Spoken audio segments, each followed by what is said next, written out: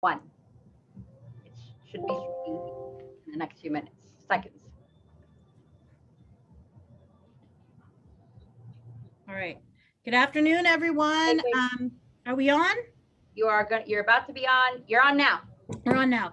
Good afternoon, everyone, and welcome to AEA's Facebook budget update. We are ready to walk into another year of budget talks down at the Capitol. This is not the first year, the second year, or probably going to be the last year in which we are very focused in on how the budget impacts our profession. Everything from who's teaching our kids, who's driving our kids, who's making our schools clean, who's making sure our kids are safe. All of these discussions, all that funding is being decided over the next few days. And we wanted to keep people updated, and we will continue to use this channel via AEA and give updates so that you guys kind of have what's going on. But tonight we wanted to have Shannon Schell, our AEA lobbyist, paid for and hired by members. And then of course our one of our best partners, David Lujan, who's going to kind of share their expertise on what's happening, how this will impact Arizonans, how this will impact schools, how it impacts my son, who's 15, right? And he's going to get a job, and he's going to want to know, where are my taxes going, Mom? And so tonight we're going to talk a little bit about that, and then we're going to take some questions and update you all and have next steps and action steps. So I'm going to start first with Shannon to give kind of an update where we are at. Thanks, Marisol. Hi, everyone. Again, Shannon Schell, Government Relations Director here at AEA. As sort of anticipated, the budget bills were introduced today, and in true Arizona fashion, we're given very little time to kind of think and read through and figure out next steps before they're going to take action tomorrow. Just for a perspective, the K-12 budget burb all on its own is 113 pages, and they're planning on debating these things at 8 o'clock tomorrow morning. But I wanted to give some sort of highlights or lowlights into what is in the budget package at this point as it relates to public education. Now, we've been talking about this whole session that the Arizona legislature has the opportunity to do so many things this year. We're having a $1.5 billion surplus that could be invested back into our communities, could be invested back into public education. But what we're seeing in this budget is a very small investment in public education. They have allocated some funding that's going to go into public education, particularly around special education funding, but we're not seeing any true long-term investments that we've been asking for years. And the answer has always been, we don't have the funding. Well, now we have the funding and they're not using it to meet some of these needs. The legislature could be increasing salaries for employees. The legislature could be restoring full day kindergarten. The legislature could be investing significant money into capital and building renewal. And we're just not seeing that in this budget package. In addition, we knew that we had to keep a lookout for policies that get thrown into budget packages. They've introduced 11 bills related to the budget this year, and we always expect to see the budget reconciliation bills, which are the burbs that are going to they're going to list some key parts of the new spending that they're doing, as well as more policy things. The fear that we see every year is that they're going to pack more and more pieces of policy that are either failed bills through the legislative session or something brand new that we haven't seen before. What we're seeing in the K-12 burb, at least in the last 5 hours that I've had a chance to go through it, is that we're seeing the revisiting of a bill that AEA has opposed all session, which significantly changes the way we do open enrollment in the state. So the language of that bill has worked its way into the K-12 budget bill, as well as a new section that relates to face coverings and giving that final decision authority over to governing boards.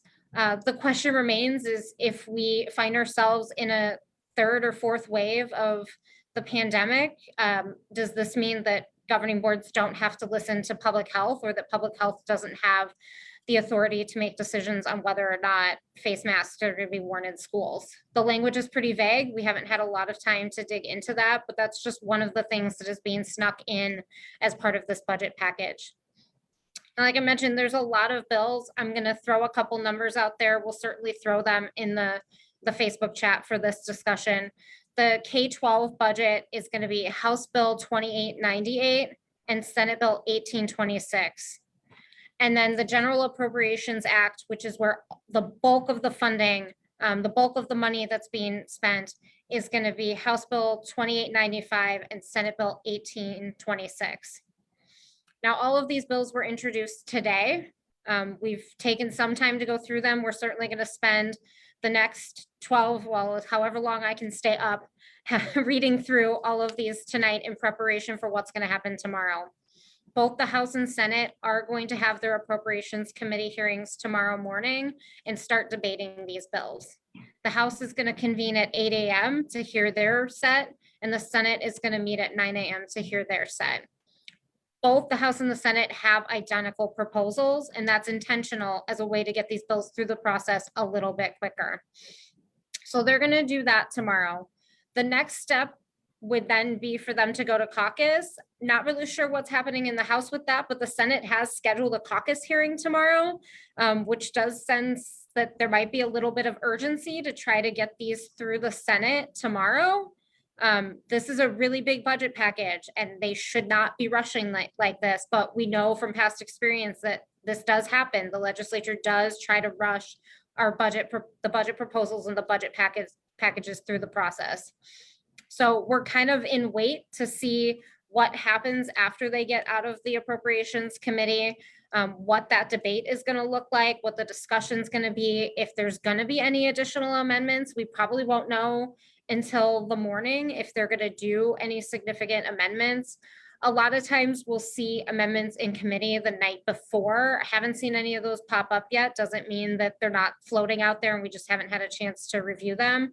But certainly when these go on the floor, we'll see a lot of amendments being proposed and won't get a lot of notice or time to react to them. So we're going to be keeping an eye out for any sort of changes and any sort of additional edits that might be made, things that we don't know are coming, both good and bad, things that might be additional investments in public education or additional policy proposals that may impact the way we do business here in the state. I think the biggest component of all of this is that what we're leaving out, like what we're leaving on the table, what we're going to take away from the state by doing these proposals. And that's what we're seeing in the standalone bill that is the tax omnibus bill, which relates to the flat tax. And I really want to give David a chance to talk about that and get into the deep about what this is going to mean for the state of Arizona, because it's going to have lasting impacts, not just what we're seeing in this budget cycle. So I'll turn it over to David. Thank you, Shannon. So it shouldn't be surprising to anyone that we are seeing tax cuts this year at the state legislature, because our legislature has passed tax cuts every year but two since 1990. And you can see the impact of all of those tax cuts. Our organization has a graph that we like to show. And in the years leading up to 1990, state revenues, the revenues from tax collections, were kind of steadily going up until the 1990s. And correspondingly, the investments from those revenues into things like public education and healthcare were also kind of steadily going up as our state grew. And then when those tax cuts started hitting every year since 1990, you can see on that graph, it has been a steady downhill decline in state revenues and a steady decline in investments in the important needs that Arizona has.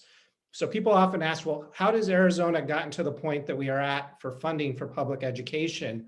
Well, prior to 1990, Arizona was actually around the national average in spending for public education, and maybe even a little bit above. But all of those tax cuts that we have seen for the last 30 years has dropped us to, you all know, 48th in the country in per pupil spending for public education. And so we've had all of these tax cuts for the last 30 years, but the tax cut that they are considering this year, of all the tax cuts we've seen, this one is the largest of them all. And it's not going to everyday Arizonans. This is a massive tax cut for the rich. They're calling it a flat tax proposal. I call it a massive tax cut for the rich. And 53% of the tax cuts in this flat tax proposal will go to the top 1%. The bottom 80%, which is the vast majority of Arizona taxpayers, will only receive 8% of the tax cuts. There was a great quote in the Arizona Republic this morning that I thought captured this perfectly.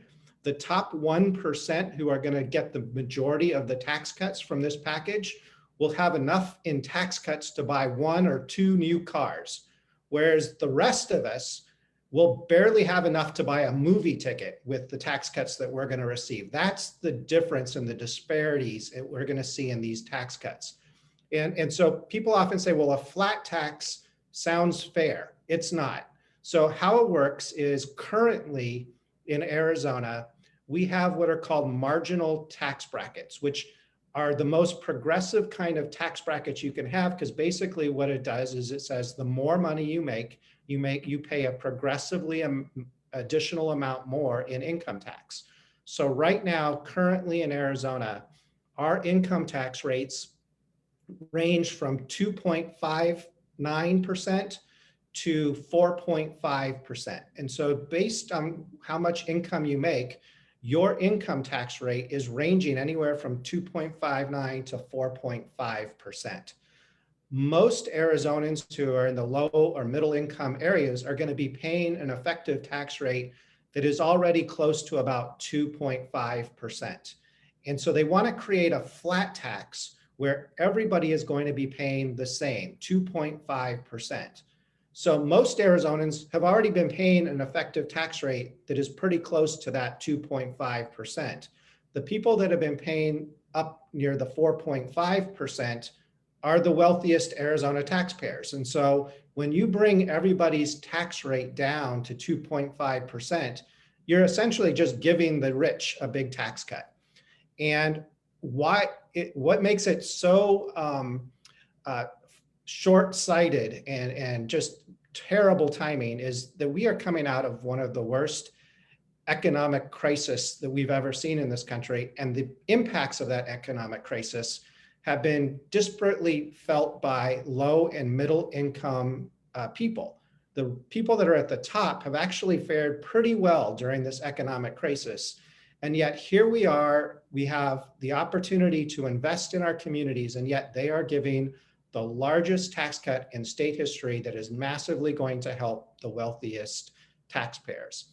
But as Shannon mentioned, the other impact of this is that it's such a missed opportunity. We have a $1.5 billion revenue surplus this year that for years we've been talking about how underfunded our schools are, underfunded community colleges, universities, early childhood education, affordable housing, health coverage for low-income children, so many needs in this state that have been underfunded for years. And if there's ever been a more important time to be investing in our communities, is particularly when people are coming out of this pandemic and really need a lift up to help them move up the economic ladder. And yet we are giving all of that revenue away to the wealthiest 1%, essentially. And so that's what's at stake. And why this is important is people say, well, we can just, we get a new legislature in 2022, hopefully there'll be a better legislature, a better governor, and they can fix all this.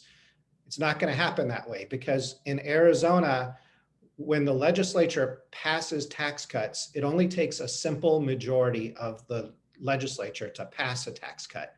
But to undo those tax cuts in the future, our state constitution requires a supermajority vote, 2/3 vote of both the House and the Senate to reverse a tax cut later or to raise revenue through the legislature. And since that piece has gone into effect in 1990, the legislature has never been able to reach that 2/3 threshold. It's been virtually impossible for the legislature to reach that 2/3 vote in order to raise revenue or to undo tax cuts. So once this tax proposal goes into effect, it would be virtually impossible to reverse it. And we will lose that $1.5 billion in revenue. And it's not just $1.5 billion one year, it's every year for ongoing into the future that we would lose that revenue. So that's one bad thing about the tax cut. But I'll also quickly say is which is so important to everybody on this call, is the impact on Prop 208. And so all the work that we did over the last year to pass Prop 208, it creates a surcharge that will raise new revenue for teachers and for schools. This tax proposal doesn't touch the Prop 208 revenue directly. All of that revenue will still be raised and will still get distributed. But what they're doing is they're saying to the wealthiest 1%, we don't want you to pay higher than 4.5%. So what this proposal is actually doing is the state is going to cover the tax obligations for the wealthiest 1%. They're basically going to cover their Prop 208 surcharge rather than the wealthy 1% paying it themselves. The state is going to pick up the tab out of the general fund revenues, which means they're going to use revenues that would go to pay for public education, pay for everything else, healthcare coverage for children, infrastructure. They're going to take revenue out of that pot to help pay the taxes for the rich 1% so that they don't have to pay more than what they've been paying up until now. That's not what the 1.7 million voters who voted for Prop 208 intended. And so it makes this tax proposal doubly bad. And so that's why it's so important that people speak up and we really stop this measure from going into effect. So thank you. Thanks, David. Let's also talk about a couple things.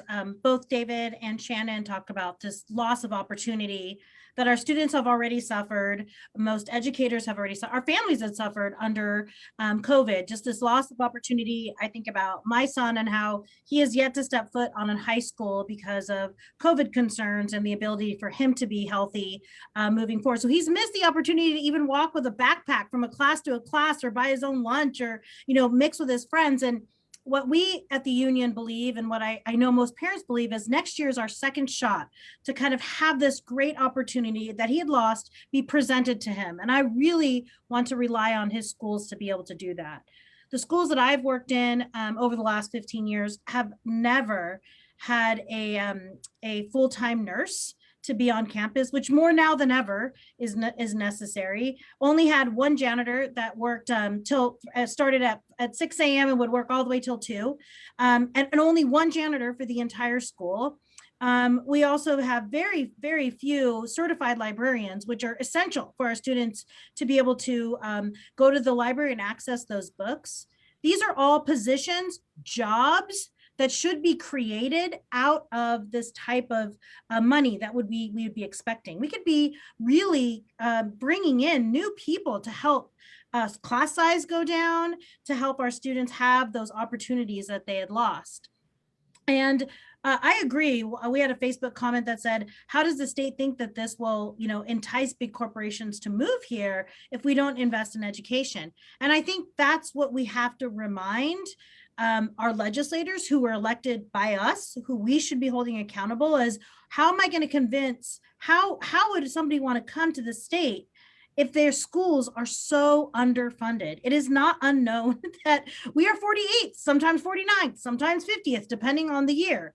And as a former Arizona child who went to Kyrene schools at the height before, as David said, before the cuts started happening, I had wonderful experiences in my school. I didn't see teachers having to go out and purchase things. I didn't have large class sizes. I had an amazing gifted program, an amazing art program. Many of those programs have been taken away. I had counselors available to me, nurses available to me, a full office staff to be able to make sure I had the interaction and my family did that we deserve. And that is going to be taken away. I think the other thing that David kind of mentioned is when people always ask, how come we don't spend more money on education? Why is it so difficult? We are at the critical juncture as to the why. Every time that we instill tax cuts, the pie continues to get smaller. So even though our legislature and our governor can say, wow, we're using a huge part of the pie, well, it's because the pie has been made very, very small and continues to be made small. So even if they say, well, we're spending 60% of our budget, it's the 60% of the budget that they've cut, and cut. So much so that it's going to be impossible over the next 3 years to imagine what it would be, what impact this will have on the already impacted schools that we see. So I'll go ahead and answer another question here. What about the teacher shortage? This is something we have talked about for years. Every year at the beginning of the school year, we see almost 1,800 positions open. That's despite lowering standards for getting teachers in and having a human body in there to teach these kids. But most of us see what happens is that the additional responsibilities that get layered on our shoulders every year by expectations, which many of us thrive and just put in the grind and work on Saturdays and work late into the night. We continue to do that. But at a point, brand new teachers or even veteran teachers just throw up their hands and say, I can't do this anymore. Especially if we're going to see a budget that passes this year that has such a minimal investment in our schools. We will go back to seeing what I remember my first 2 years teaching is a 0.5% raise. That's all I was given my first 2 years teaching. Still have the piece of paper where I remember highlighting it as a brand new teacher coming from another state thinking, I get 0.5% raise? That's it? And that was it.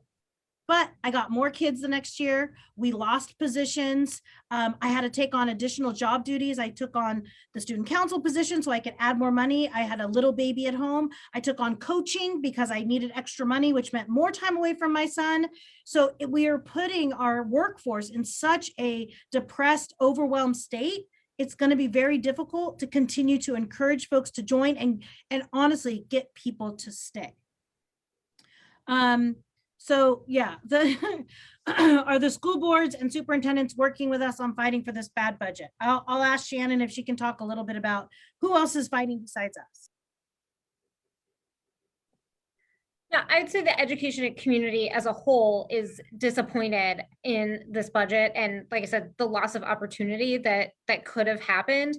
The one other piece that's missing from this is that districts were not made whole after this last school year. The funding that was available and appropriated to them during this time when we were in flux between in-person, hybrid, and online, that funding never returned. That didn't come back. The governor put some federal money towards it, but it certainly did not get budgets to where they were supposed to be for this current year. And that's something that all education groups have been fighting for. And that's something that's absent from this budget. So that is still something that we are all pushing back against in trying to make whole what was lost for this, even just going back, trying to get supplemental funding. We've called it the fully funding distance learning money. It's like we're still trying to get that. So yes, the other ed groups are still kind of with us in that and trying to get that piece on board. David, can you speak about how this tax cut will impact our community services and our communities that we live in? We always, especially through COVID, we started using the words or the frame, the school is as healthy as a community. So in the same impact this could have on schools, what kind of impact would this tax cut have on our communities? Yeah, thank you. It'll have a significant negative impact, and that's in a couple of ways. First is it's going to result in a huge cut in revenue to our cities and towns.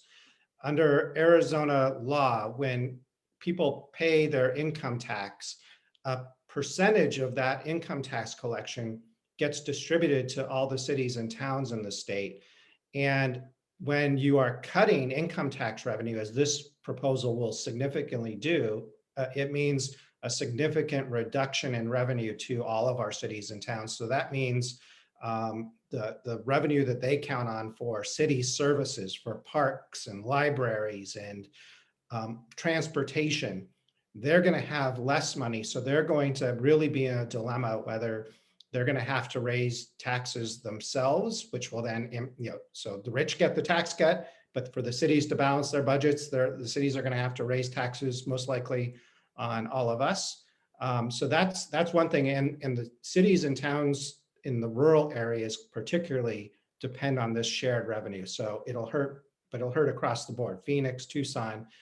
But then also just in terms of if you are cutting this revenue, it will take away the revenue that we need for, as I said, it makes it virtually impossible to reverse. So any revenue that we are looking for in the future to invest in things like housing or infrastructure, it's gone. And so it will really make it difficult to invest in our communities going forward. Thank you, David. A couple questions come in. I'll answer one of them. The last question said, didn't the feds or the Biden administration pass a big piece of the American Act that we're seeing the money come through? Yes, that money is one-time money. So it's only going to patch us for a couple of years. It has to be spent, and it only can be spent on certain things. So it can't be spent on everything. It can be spent on, and those are decided at a district level. So with the decision to hire new people, potentially, but that means you're going to have to let them go in a couple of years because that money is one-time money. Could you use it to retrofit part of your building to make sure that it's allows for better air conditioners so that we if there is another virus, or even with this virus for our youngest children who haven't been vaccinated or can't be vaccinated, could the money be used for that? It could be used for that. Could it be used for hiring additional folks to come in to buy things for digital learning? It could do that, but it is a very short amount of money. The money has to be used, and some of it 1 year, some of it 2 years, some of it 3 year, and those are all at a local level. So that doesn't necessarily help with the long-term discussion that we're having regarding that the funding that we need. And so somebody's asking David to go maybe explain a little bit more about the 208 impact, how it will be impacted. Yeah, so I'll explain it this way for the 208 funding. So when Prop 208 passed, what we did, as you recall, so if you're in that top 1%, essentially, you are already paying income tax in Arizona, and you are paying your income tax. And then in addition to the income tax that you are paying, what Prop 208 did is said that it's going to impose a 3.5% surcharge on any taxable income you earn in excess of $250,000 if you're a single filer, or in excess of $500,000 a year if you're a married filer. So that 3.5% surcharge, all of that revenue is still going to be collected, just like Prop 208 intended. And that money is going to get distributed just as it was intended.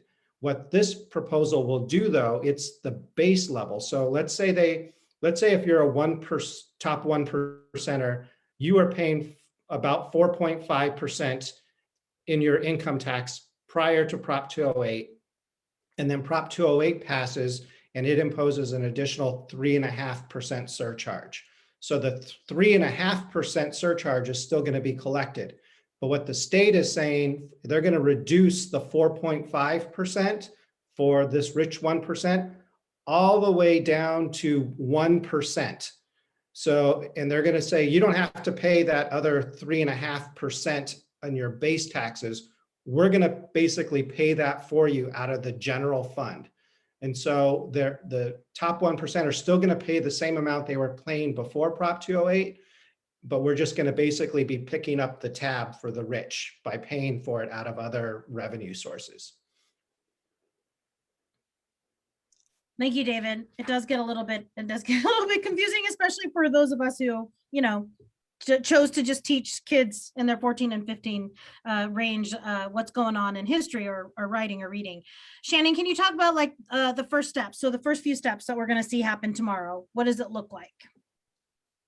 So the first step tomorrow is going to be the committee hearing.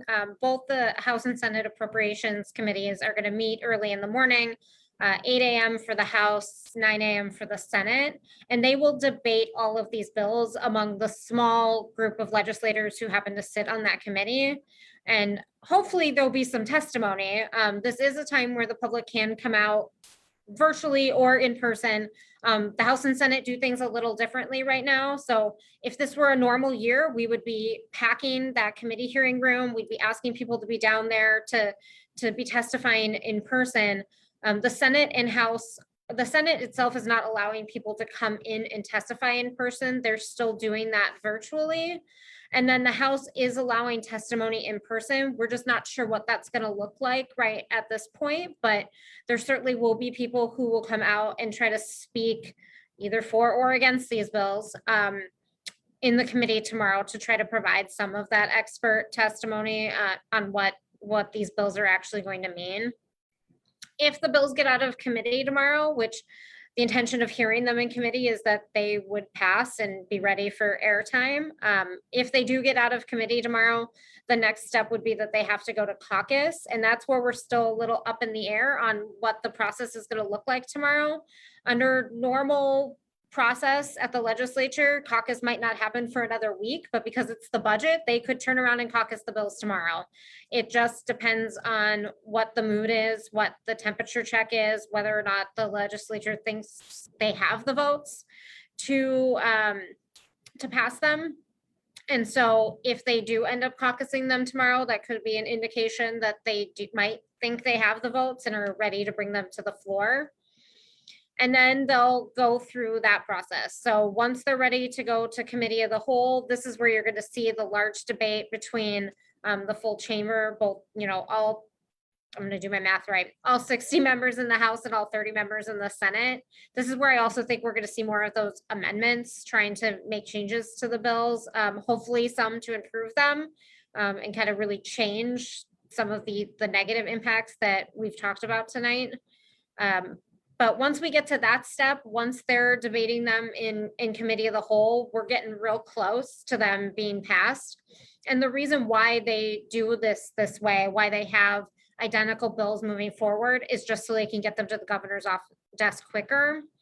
And so once they reach a threshold where one chamber is moving a little quicker through committee of the whole, and they're able to pass them, they'll do what we call like a substitute motion. So for the sake of this discussion, saying the House was ready to go, the House got all of their bills through committee of the whole, they passed them on a third read, they've been voted on, they're out, they go over to the Senate. Instead of having to go through the process all over again in the Senate just makes a motion to substitute for those House bills, and then they can just send them straight on to the governor. Unfortunately, all of this could happen by, Wednesday, Thursday, tomorrow, quite frankly. They could, if they really wanted to push through the night, they could try to get this done. We've seen it before. Many of you may have spent the overnight at the Capitol. I was there in 2018. I wasn't with AEA, but I was at the Capitol when all of you were there as well, and came out at like 3 a.m. to get some fresh air. And, people were still up and were really just, trying to keep legislators held accountable for what it is that they were doing and what they were trying to pass. So, I don't know that we're going to see them go overnight tomorrow, but certainly it's always a possibility. It's really at this point going to be a minute by minute, hour by hour kind of change and update as to where these bills are, where they're moving, and what we might see happen. All right, thanks, Shannon. So let's lay out what we can do. What are some actions? What are some next steps? One, every legislator, it doesn't matter which party, needs to hear from their constituents. They work for us. We elected them. We pay taxes. It pays for them to be down there. Their job is to be responsive to us. So even if you live in an area where you believe that your legislator is in line with you, let's just call them and remind them. Hey, I'm hearing that the budget is passing. I really need to make sure that we reinvest in schools and we don't have these tax breaks that are taking away $1.5 billion that we could be using to invest in our schools, in our communities, to make sure people are healthy and whole and we can have the best schools for our kids. So you can call, you can tweet. Some of you are amazing at doing social media, tweeting at them or making your voice and sending it out and pushing it out. But starting tomorrow morning, at 8 a.m., at 9 a.m., between that hour, AEA will be down at the Capitol as we have for, I'm going to think it's almost, I remember in 2008 is that we were in San Diego, 2009, there was one that was done in the middle of the night and we had a pajama party upstairs and people were dressed in their pajamas. So we've been doing this. Your union has been doing this for over a decade. So we need you down there in order for us to kind of make our voices heard. Somebody said, how do you know? How do you know that this is going to be impactful? Well, I look at it this way. This being done in the middle of the night is awful. That is awful. It should not be done, in the dark. What it should be done is in light of day where people have a voice and people can present what they think our state needs. So can we be down there? Should we be down there? 100%. If you want and you have time and you want to go in, we're going to try to get some folks in. So make sure you put your name in the chat for this live, just saying, hey, Marisol, I want to get in, or AEA, I'm interested. I have tomorrow off. I want to go in. Let us know. We are going to try to push as many people as we possibly can under COVID restrictions and the majority party changing the rules all the time. Sometimes we get people in, sometimes we're going to try to get people in. We will have tents out there. We will have a actual tent designated for you to meet with your legislator. So if you want to give them a call to say, hey, I'm going to come into town, or I would like to meet with you, we'll have a tent set up for you. So you can sit 6 feet apart, or you can sit together and you can discuss why this is a bad tax cut, not just for this year, but for the generations that are going to come next. That's what we're talking about. It is that big of a cut. In the chat, you should see where you can sign up to be there tomorrow. We'll be there tomorrow. I'll be down there tomorrow with Shannon, of course, doing her job, our political director, some AEA staff. We're going to be down there. We'll connect with you. We'll try to get you to your legislators. We'll try to get you into the building. But more importantly, they will hear us, just like they did in 2008, 2018, just like they did in 2019. You can't leave the building without seeing somebody with a red shirt. And that's what we want to remind them, is that they've done this to us in 2008 when they cut the budget so severely that it took 10 years for us to come roaring back. We're back, and we want to make sure we're down there. So we please need you to call, email, post, come on down, bring an umbrella, bring a chair. We'll have some tents, bring some nice cool water, come down for a couple hours. But if you want to keep updated, we will update from this page, from the AEA Facebook Live. We'll ask Shannon to give some updates. I'll give some updates. Joe will give some updates. We'll make sure to give some updates to you as members so you know how we're fighting this. But it's not over. This could be done tomorrow morning, or it could be done on Saturday, or it could be done on Monday, depending on how much pressure we are able to put on the current the party down there that is in charge. So we need to make sure we're putting pressure on. Any last words, Shannon or David, that we should send folks with? Or are you guys good? Or any last thing you want them to know? Just I hope to see a bunch of folks tomorrow if you're able to be there. Looking forward to that. I agree. I'm going to be there. Bring in my lunch. Great. And our union brothers or sisters, our union folks down there are going to be supporting us, dropping off water, whatever we need. We have a group of people throughout the state that are looking for educators to help lead this debate and to agitate and to be down there. Bring your neighbor. If you're not out of school yet, and this is your last week of school, we've got you. And our retirees will be down there with us as well. But as soon as, if you're done with school, you log on, come to our Facebook. We'll make sure to let you guys know what's up. And if you can just get in your car, come down, you can celebrate the end of the year and fight for a better budget for our kids. Thank you guys for joining us. It's been about 40 minutes, probably all you can take of us on the last week of school or on your first week of vacation. And hopefully we'll see you down at the Capitol this week. Wish us good luck. And as always, solidarity to all of us. And let's fight this one all the way till the end. Thanks, guys.